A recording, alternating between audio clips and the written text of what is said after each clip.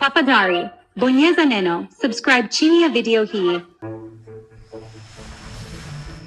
Jua lilipozama, giza nene lilitanda kijijini. Upepo ulilemea kwa unyevu, ukisafirisha minong'ono ya majani makavu. Ndani ya kibanda kidogo cha udongo, mama na binti yake walikaa karibu na taa ndogo ya mafuta ya taa, nyuso zao zikionyesha hofu. Mama, umesikia kelele hizo nye? Mama alisikiliza kwa makini, moyo wake ukidunda kwa nguvu. Tuliza moyo, labda ni mbwa mwitu tu. Lakini ndani yake alijua ukweli. Hizi hazikuwa sauti za wanyama wa porini. Hizi zilikuwa sauti za hatari, sauti ambazo zilimfanya akumbuke usiku mmoja mbaya miaka mingi iliyopita. Usiku ambao alipoteza kila kitu. Ghafla, mlango wa kibanda ulifunguliwa kwa nguvu, ukapiga ukutani kwa kishindo kikubwa. Wanaume wawili wenye sura kali, wakiwa wamefunika nyuso zao kwa vitambaa, walisimama mlangoni. Mmoja wao alikuwa na bunduki mkononi mwake, nayo iliangaza chini ya mwanga hafifu wa taa. Msipige kelele, tunachotaka ni pesa na vito. Tupeni kila kitu mlicho nacho na hamtaumia. Neema alijificha nyuma ya mama yake, akilia kwa woga. Mama, licha ya hofu iliyomkaba koo, alijua hakuwa na jinsi. Maisha yao yalikuwa mikononi mwa watu hawa hatari. Tafadhali, chukueni mtakacho, lakini msiwadhuru watoto wangu. Wakati mmoja wa wanaume hao alipoanza kukusanya vitu vyao vichache vya thamani, hali ya taharuki ilitanda ndani ya nyumba. Kila kitu kilionekana kusimama, hewa ikawa nzito, na kila pumzi ilikuwa na uzito wa hofu isiyosemwa. Mama akiwa pembeni, alitazama kwa makini kila hatua ya mwanaume yule, akijaribu kusoma nia yake kupitia vitendo vyake vya haraka na visivyo na mpangilio. Macho ya mama yalitoka kwa hofu hadi kuwa ya azma thabiti.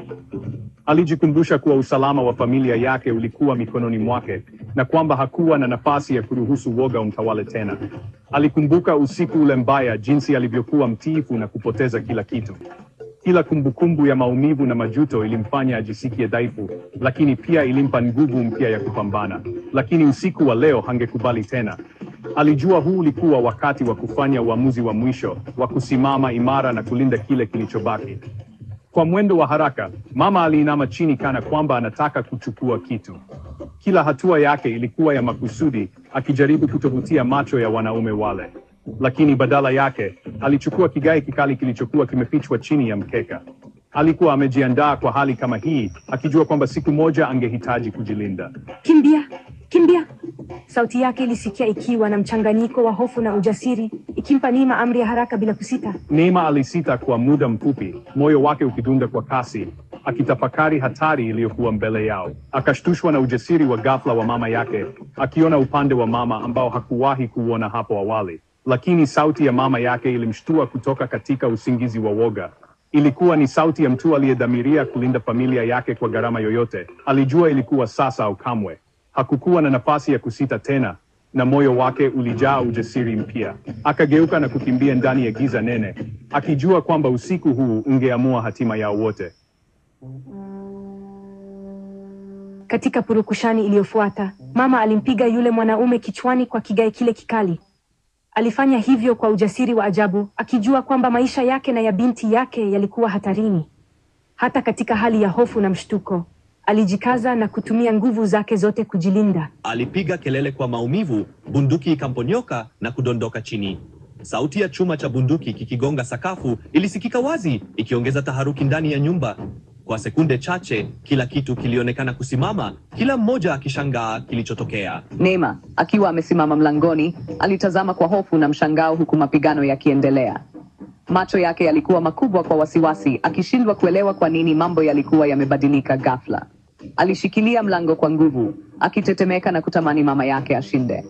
Mama, licha ya udogo wake, alipigana kwa nguvu za ajabu, akionyesha ujasiri ambao haukuwa wa kawaida. Alikuwa mfano wa mwanamke jasiri anayekataa kukata tamaa hata mbele ya hatari kubwa. Akitumia kila fursa aliyopata kumzuia yule mwanaume aliyekuwa na hasira. Alitumia vitu vya kawaida kama silaha, akionyesha ubunifu na ujasiri wa hali ya juu. Hakuruhusu woga kumzuia kupigania usalama wa familia yake. Kelele za purukushani zilisikika hadi nje, zikichanganyika na upepo na kumfanya Neema atetemeke kwa woga. Upepo ulivuma kupitia madirisha, ukichukua sauti za mapambano na kuzisambaza mbali, kana kwamba dunia nzima ilishuhudia tukio hilo. Wakati huo kelele za mapigano zilimvutia jirani mmoja, mzee Kinyua, ambaye alikuwa akijulikana kwa ujasiri wake.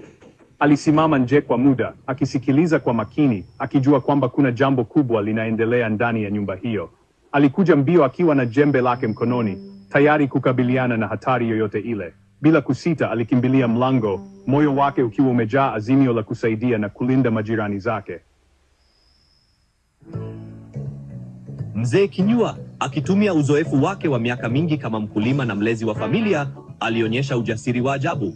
Kwa ustadi na utulivu, alifanikiwa kumdhibiti yule mwanaume aliyejeruhiwa, akitumia jembe lake si tu kama silaha, bali kama chombo cha kulinda amani ya nyumba yake.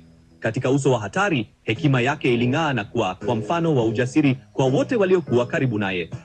Wakati huo huo, mama, licha ya uchovu na hofu, alipambana kwa nguvu zote na yule mshambuliaji wa pili. Alionyesha ujasiri wa mama anayelinda familia yake, akimwangusha chini adui na kuhakikisha usalama wa watoto wake.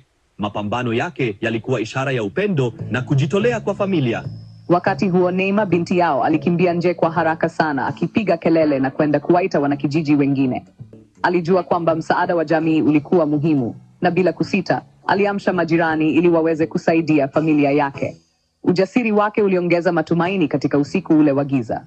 Ndani ya muda mfupi, wanakijiji walifika kwa kasi, wakiwa na fimbo na taa, wakawakamata wale wanaume wawili waliokuwa wameleta hofu. Ushirikiano wa jamii ulionyesha nguvu ya umoja na upendo kati ya majirani, na kwa pamoja walihakikisha usalama wa familia hiyo.